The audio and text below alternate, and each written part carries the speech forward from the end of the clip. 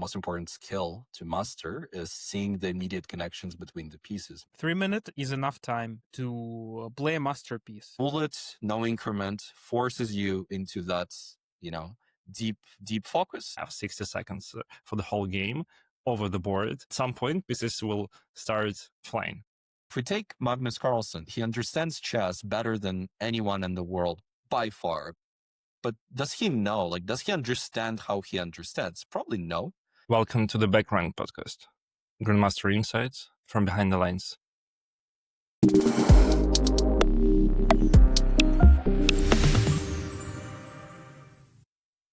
I think one of the things that is considered to be like a settled debate in the chess world is the time control that you're supposed to play. So you hear all the time that if you want to get better at chess, you're supposed to be playing longer games. So that's the only way forward. If you play fast games, those are really for fun. And it's, you will actually develop many bad habits if you play the fast games, and you will not improve as a player, which is complete bollocks, but that's exactly what we're going to cover today. So I think that would be a good topic, because it's something that, touches every single player, right? Before you start the game, you're making a decision. Are you going to play a really fast game like a bullet game, or you're going to be bored for an hour? So you make a decision right there.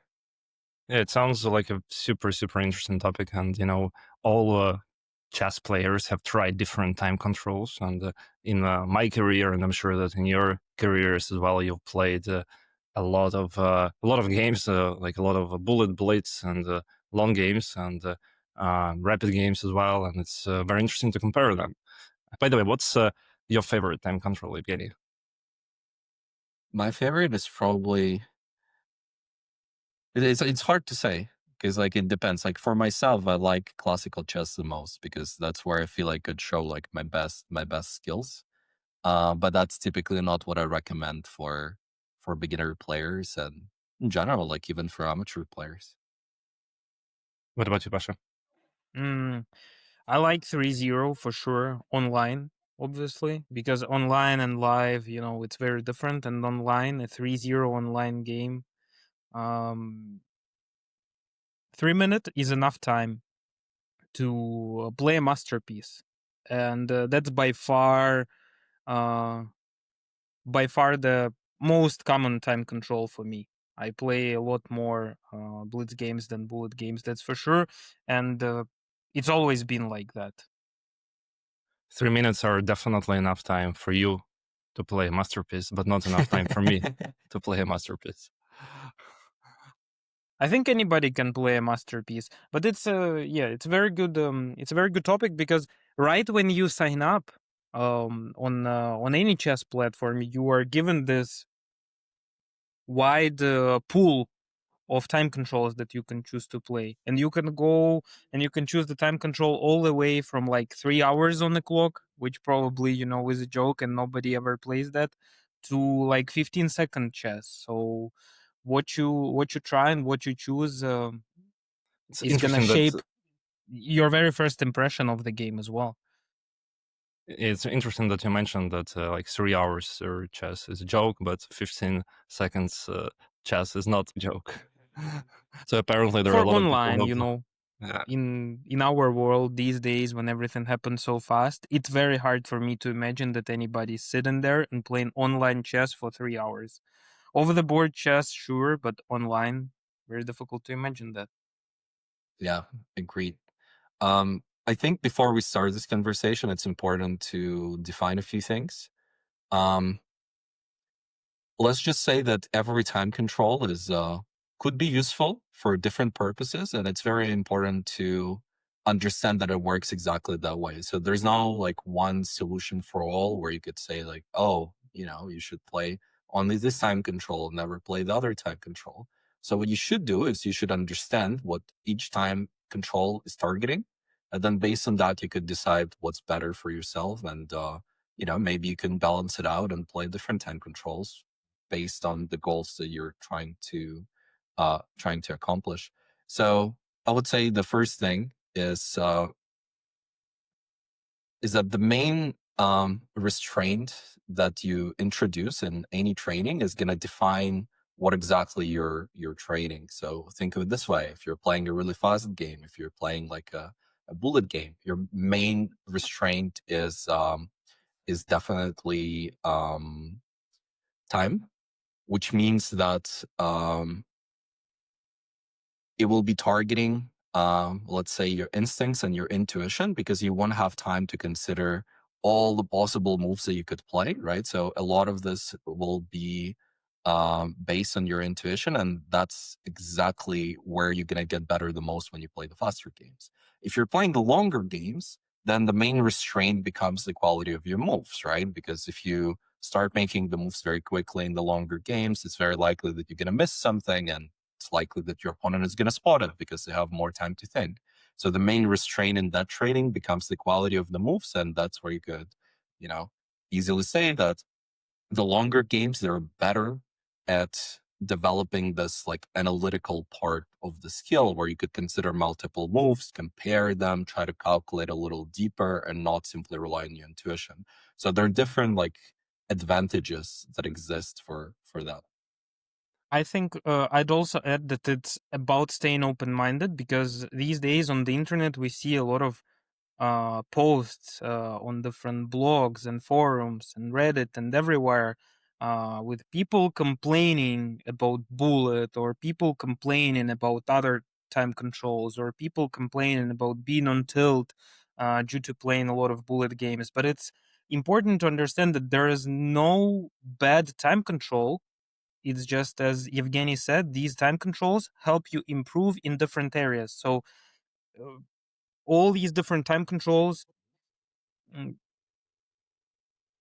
on one hand you're playing the same game of chess, but on the other hand you have to play differently, and that's very useful and helpful if you want to become a better player. So staying open-minded and not um, um, abandoning any of the time controls is a good thing too.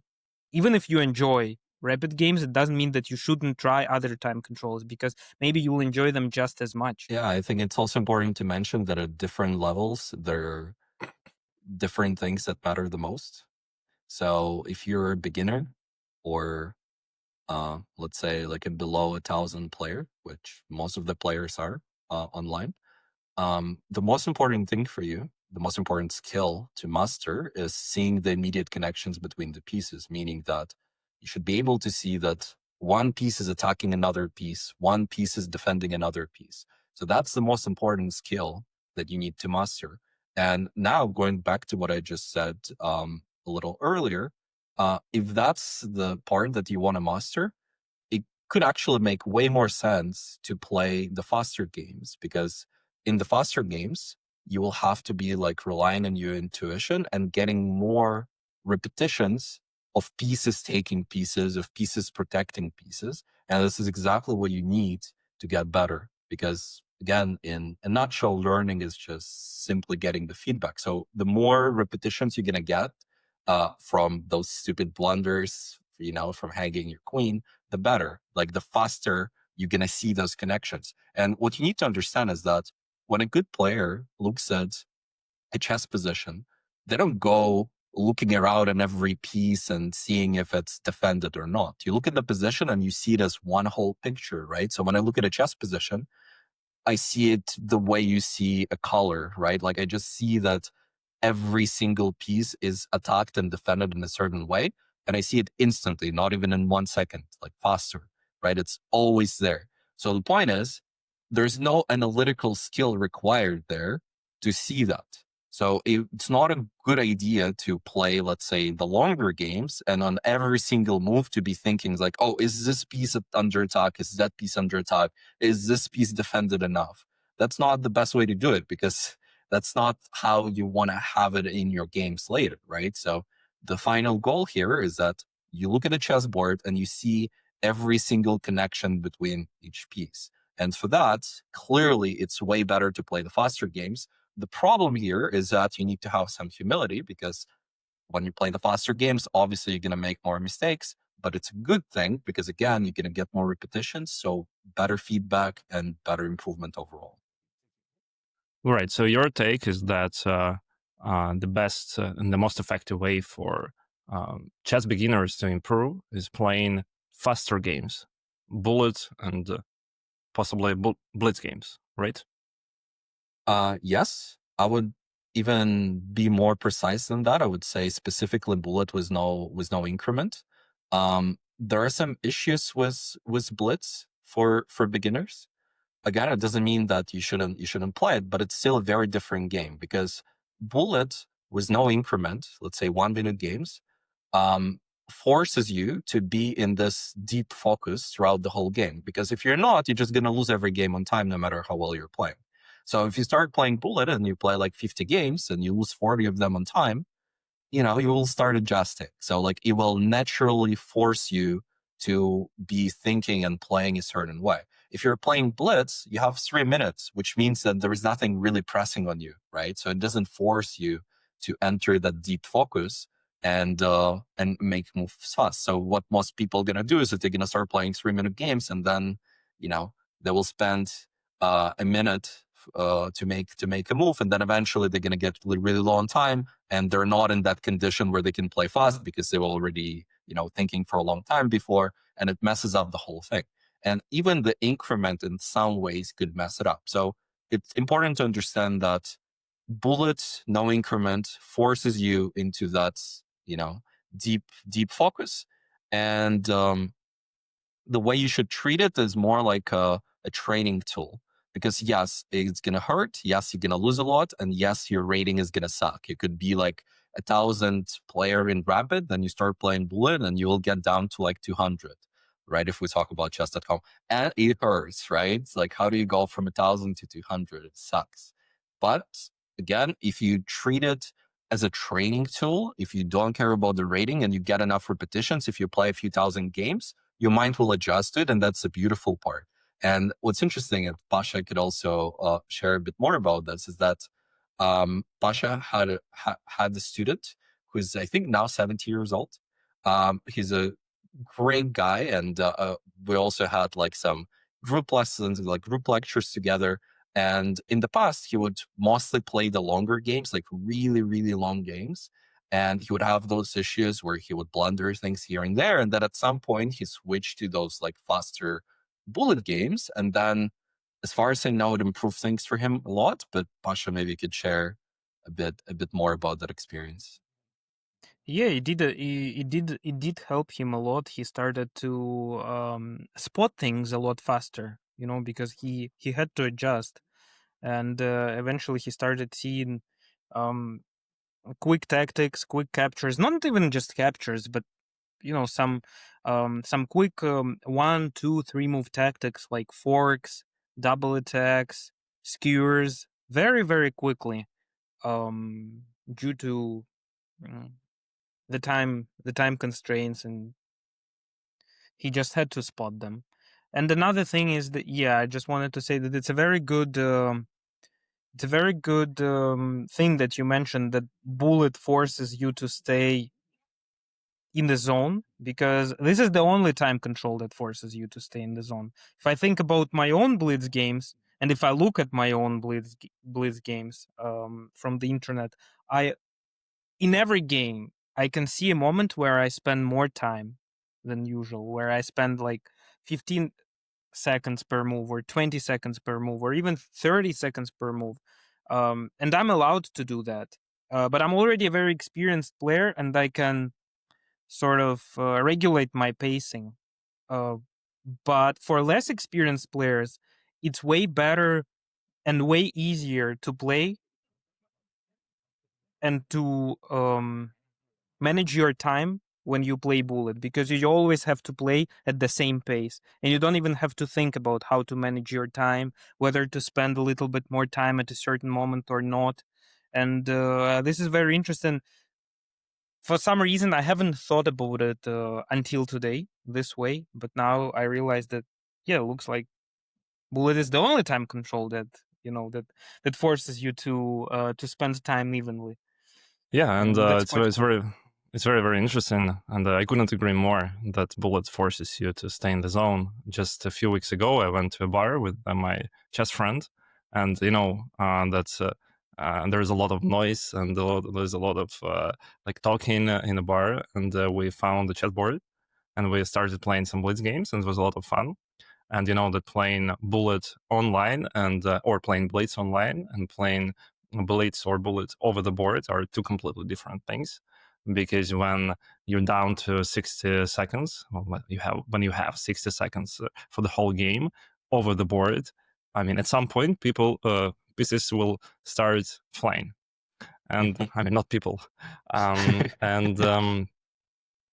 We played a few blitz games and it was a lot of fun, but even though like I'm quite an experienced player, I was still not like totally like not 100% focused. I was like talking to some other people and playing. But when we started playing bullet over the board, okay, we played 1 minute plus 1 second to make things a bit easier. I couldn't care less about what was happening around, and something was happening. Some people were like talking, some people were like drinking, but I was 100% focused on what was happening on the board. And I wouldn't be able to achieve that level of focus when playing even a blitz game, which is also super, super fast. Yep, that makes sense. But is it how you typically spend your time in the bars, playing chess? Yeah, you know, chess nerds. Yes, we're all like that, so. Right. But yeah, it's a very, very interesting topic, and I want to talk more about it. But I bet for our listeners, it sounds very counterintuitive on what we're saying, because you usually hear opposite things online, that it's not helpful to play bullet, and it might be even harmful to play bullet. And a lot of people might say that, okay, but when playing bullet, you don't actually like think about the moves, and you don't you just follow your instincts, and you might even reinforce some like I know bad habits. Like, so what do you think about that? What can you say about it? No, that's a good thing to discuss because, to be fair, a few years ago, we were the ones who were advocating for longer games too, right? So we all went through this phase where we were thinking that that's a way to go. That's the only way to improve. I would, tell my students like, oh, don't do this, like you're harming yourself and things like that, which God turned out not to be true. One other thing I want to mention before I dive into that. So the reason why I brought up an example of Pasha's 70-year-old student is because just think about it, right? It works for everyone. It doesn't matter. It doesn't matter how old you are, because I've tested it with like kids from, let's say, the age of like 6, and Pasha tested it with someone who was like 70 years old. And obviously we have like many other students with like different backgrounds, different ages, like different experiences in chess. And it worked every single time for every one of them. There was not a single person that didn't improve doing that. So that's a very important point to understand. So if you're, listening to this is like, oh, for me, I'm a different kind of learner, and for me it wouldn't work out because I really need to think it through to understand it. Nope, you're wrong. You just don't understand how learning works. So hopefully, later in this episode, we could cover that a little more, and that'll give you, a better idea of why you should, do things this way. So now going back to what you said. So, it's considered to be a well accepted, established wisdom that you should be playing the longer games. And why is that the case? And why did we think that that was, the right thing to do? It's very obvious, because if you just break it down on the very basic level of logic, you could say like, okay, if you think, you could figure things out. If you don't think, you cannot figure things out. Like, it's as simple as that. Like, if you have time to think, like, you could figure things out. You could look here, and there, and then somehow it's all gonna work out. And how can you learn something if you're not like deeply thinking about it in some sense, right?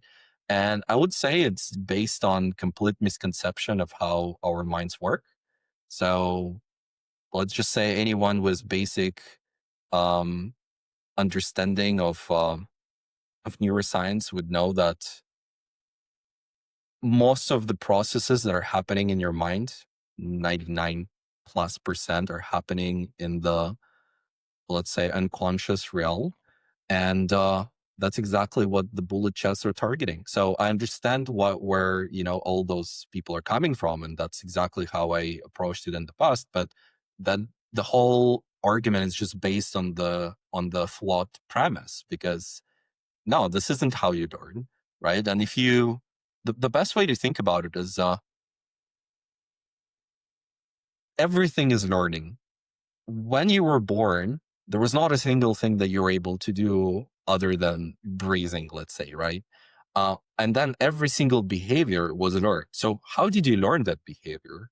Like, how did you learn to walk? Or maybe if you have kids, like, how did you teach your kids to walk? Or how did you teach your kids to talk, right? So think back to those things. Like, how was that process like? Like, were you telling your child when they're walking to raise their legs, like raise their like feet, like 20 centimeters above the ground or whatever that is, and tell them like, oh, build the sentences in this way and think about those sentences? No, this isn't how you were doing those things, right? You're mostly working in some sense directly with their unconscious mind. So the problem here is that once you become older, um, you feel good when you could articulate the things that you learn, right? So if you play those longer games, you could feel like, oh, at that moment I was thinking about this, and then it turned out not to be true. So you feel good about yourself. You're like, okay, I learned something, like that. And when you play a bullet game, it may feel weird in a sense where I don't even know what I was thinking, right? Like those 2 minutes just flew by so quickly, and I don't really know what happened there. And at that moment, you may feel like, okay, but am I actually learning something? Because I'm not able to articulate what just happened.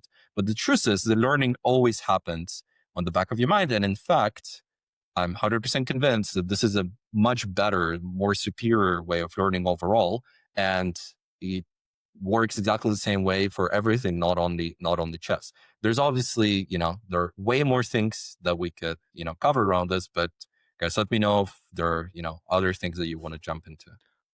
All right. So one of the first steps you should make if you think about switching to bullet after listening to our conversation, but you're still skeptical about it, is to accept the fact that most of the learning happens subconsciously. Yeah, and you're not in control over that. And for a lot of people, it's hard to accept that, right? Because you want to be in control. You wanna have a list of topics that you will learn, and then you learn how to play in the Queen's Gambit structure. You want to learn how you play in the Sicilian defense, and then you learn hundreds different topics, and then you become a stronger player. But that's not exactly how it works, right? Yeah, it's exactly the opposite of how it works, right? Because if that was the case, you could just print out a list of 10,000 patterns and 10,000 moves and just go memorize them, and you're the grandmaster. But good luck doing that, right? It's not going to help you at all. In fact, if you're a total beginner and you do that, someone who is just like a few hundred points above you in rating will still destroy you because their actual skill is much higher.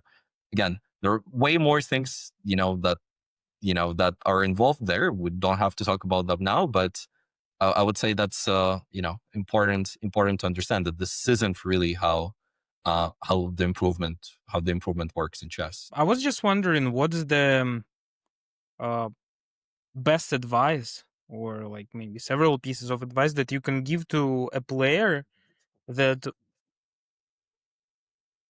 is open to incorporating bullet into their regular playing routine, but they don't know like how to approach it properly, because playing bullet can be extremely frustrating, and it's very easy to play 20 games, 30 games, 40 games, 50 games and feel like you just don't have enough time to think, and you just want to stop. You just want to stop, and you want to come back to playing rapid games. You want to come back to the comfort zone where you feel like you are thinking and you feel like you are improving. So what are some of the goals that this person can set? Maybe this is some goal in terms of the number of games that they play, or like what are the things to pay attention to there? Yeah, I think that's the most important question to ask, because I think that if someone just starts playing Bullet after playing other time controls, it may be very difficult psychologically. Like maybe if someone starts from like total, scratch, and in that sense, it's easier because you don't really know what other things are, and you just play and it somehow works the way it does. But for players, let's say, who already played Rapid before, or for players who are like mostly played Blitz, it could be a challenging switch, and I think it is important to establish the right goals and approach it correctly. So I would say there are many parts to this, and some of them are very like individual. So for different people, they could be slightly different. Uh, what I suggest is not to overthink it and set up, you know, you know, a short-term clear goal. Let's say you want to play like 500 games or so, and don't think about the rating, don't think about the results. Like those don't matter in those 500 games. What you want to do is you want to achieve that feeling that Misha described earlier when he was playing in the bar and he was, fully abstracted from like this environment that was around him, and he was like deeply in the game, making those moves instantly. So I would say the goal in those 500 games, but in general, like I guess the goal in Bullet is to reach that state. And it may be difficult because if you already played other time controls, you already developed certain habits. So it could be that you start playing a bullet game, and I guarantee you that's how it's going to play out in the beginning. There will be moments where you just take too long. You take 10 seconds, you take 15 seconds, and then by move 15, 20, you have such a great position, like you're winning, and I'm outplaying my opponent, and then you run out of time, and your opponent still has 20, 30 seconds on the clock, right? So that will happen in the beginning, but the goal is to get yourself to making every single move instantly. Yes, there could be times where you spend like 2, 3 seconds per move, maybe one time even like 5 seconds per move. Yes, that will happen. That's fine. But the goal should be to get yourself to the point where you're just instantly making the move and fully relying on your instincts without any fear or without like any back thoughts. So that would be the thing. And as I said, you should try to aim at that feeling that Misha described. Because once you get to that feeling, you will see what it's like. You will feel in the flow and it will feel amazing. In my coaching experience, some students easily switched to Bullet, and some people didn't easily switch to Bullet or didn't switch to Bullet at all. And another thing that could be super frustrating is the quality drop, and because they used to playing good games at their level, quality games at their level, but then they play Bullet games, and first they get frustrated because they lose a lot. They get frustrated because their rapid rating is like 1500 or 1000, but then they drop it to like 400, 500, and they feel stupid because of that. And they also see that their games become worse. So it's a very intuitive thought to stop playing and come back, to rapid or blitz, because they can see, okay, I mean, I'm playing good chess now, and I actually beat people. And a lot of people, like even in my coaching experience, they just didn't switch. So let's say you play a bullet game and you're down to seconds on the clock. And then in order to win that game, you need to start, like, the best practical thing you can do is to start making somewhat random moves, playing quickly to flag your opponent. Is that okay to do that? Even though it feels like the quality of your chess becomes very bad, is it okay to do that? I think it's okay to do that because naturally, even if you start winning on time, you increase your rating, you start playing against stronger people who eventually don't give you easy life and who eventually don't lose on time in those situations and who are either faster than you or playing better chess than you, and they're able to beat you before their time runs out. And usually it's a combination of two. So you are being regulated, your level is being regulated naturally, and you still have to adjust. It still has to be the proper mix of good quality chess or reasonable quality chess and playing quickly. So in my opinion, it's totally fine for your games to be of much lower quality, or like it's totally fine for your games to feel incomplete because you have to play very quickly towards the end of the game to beat your opponent. Because at the end of the day, chess is a game, and the goal of the game is to win. Not to win, not to play a perfect game. It's not a problem that has like the only solution is winning. That's the only metric of So good you results. So think if you you play competitively, you'll naturally um, be adjusted. Your play will be adjusted. right? So you think that the last like 5-10 seconds of the game where you make quite random moves and sometimes you don't like even think about them and just like give some checks to flag your opponent, it's still okay. I think so. I think it's not just okay. I think it's like one of the best things about Bullet, because again, you're learning to see how the pieces are interacting, right? So if you take, someone who is like really quick with how they use a mouse, and you give them, let's say, 5 seconds, and they play against me, and I also have 5 seconds, I will easily destroy them by position. So how come can I play a position with 5 seconds on the clock and still find all the good moves and still go for the checkmate? So it's still possible. You could see things very quickly. So that's exactly what you're trading. So when you have like top grandmasters playing Bullet against each other, yes, compared to how their classical games are when they're down to 5-10 seconds, it's random, but it's not really random. Like they see things and they calculate things and all of that, right? So it's very important to understand that. And the better you become at, let's say, predicting your opponent's ideas, the better you could pre-move, right? And if you pre-move, you save even more time. And all of that is connected to your chess skill. It's not easy to pre-move because it's not just a random move that you could make, right? It's like you have to predict, oh, they're going to check me from here, and then I will need to run away in that direction. And then they could come in from the left hook from this side, right? And then I'm going to run there. And it's a very difficult thing to do. So I would say it's actually a good part. Like that's another good part about Bullet. But to Misha's point, I think this is the most interesting part about chess, is that being good at chess doesn't mean that you know how you're good at chess. So if we take Magnus Carlsen, he understands chess better than anyone in the world by far, by a huge, huge margin. But does he know? Like, does he understand how he understands? Probably no. And what I like about Magnus, by the way, which I cannot tell about most other top grandmasters, is that he accepts that as a fact, right? So he doesn't go and say that, oh, I'm like such a genius because of X, Y, and Z, because I do this thing and this thing made me good.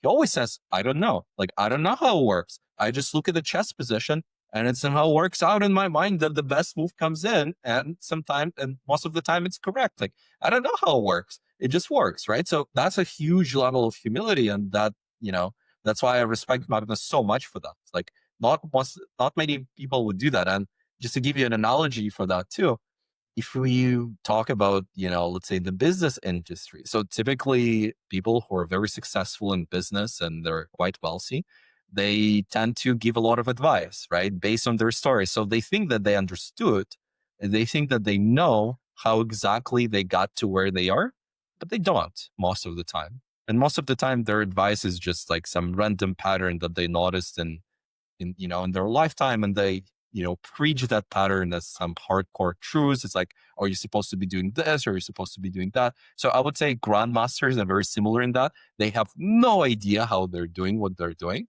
and they cannot accept it, right? Because again, you need quite a bit of humility to accept something like that. You don't know how you're doing this, but you're playing chess your entire life, and then somehow your mind gets so good at it that somehow it all works out when you're playing, and that move comes in and those lines come in, and you don't know where they're coming from.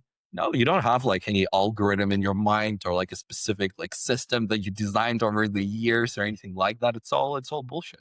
So yeah, I think that's an important moment to cover, important point to cover, after what we just discussed. Right. So it's important not to take grandmasters' words for granted and just believe everything they say. Regarding like playing Bullet, let's say you love playing Rapid and you don't like playing Bullet for some reasons we've described, we've mentioned, like maybe you think it's harmful, maybe you think that it's not improving your chess. So what you could do, you should not believe us 100%, but you can make an experiment, right? And that's what I do with my students. I call it an experiment. You basically play, let's say, 500 Bullet games and 1+0, and then you see what happens. Whether Can I add you some start more? Can I yeah. add some more to that? So look, let's say you're playing Rapid, you love Rapid. So why are you even like watching this video, or why are you watching like any other YouTube videos about chess improvement? It's very likely that now, for quite some time, you're stuck at a certain level. And for different people, it's a different level. Like most people don't even reach 1,000 after playing for years, right? It may sound like, oh, 1,000 is nothing, but no, it's not nothing. It's actually quite difficult to get there. So why are you even like watching this? Because probably you're stuck, right? So yes, you like playing Rapid, but do you actually like losing? So probably over time, it starts to hurt, and it's not fun to play for a year with your rating being the same, and then play for 2 years, and then your rating being the same. So maybe there's something off. And I've read many comments online in different websites with courses and YouTube videos that, oh no, I've spent 3 years like doing different courses, memorizing different openings, doing like thousands and tens of thousands of puzzles, watching hundreds of videos. But after 3 years, my rating is exactly the same in Rapid, right? Like, why is that happening? So, for those people who already have that pain, just try it out, because this could be the solution. And I promise you that it will improve things over time if you stick to it. Just give it enough time. Absolutely. All right, guys. So I think that's a great moment to end our conversation here. I think we have talked about a lot of interesting topics, mainly about playing Bullet, and how helpful Bullet can be. But we've also talked about something else that we're gonna cover in detail in the next episodes. I hope you enjoyed our conversation, and don't forget to like our video, or if you're listening us on Spotify, or if you watch us on a story on Instagram. Anyway, give us a like, follow, and subscribe. Yeah, and let's start the Bullet experiment and see how it goes and discuss everything together. Yeah. So if you find something controversial and interesting, just write it in the comments and we might talk about it in the next episodes. So thank you guys. It was a pleasure talking with you.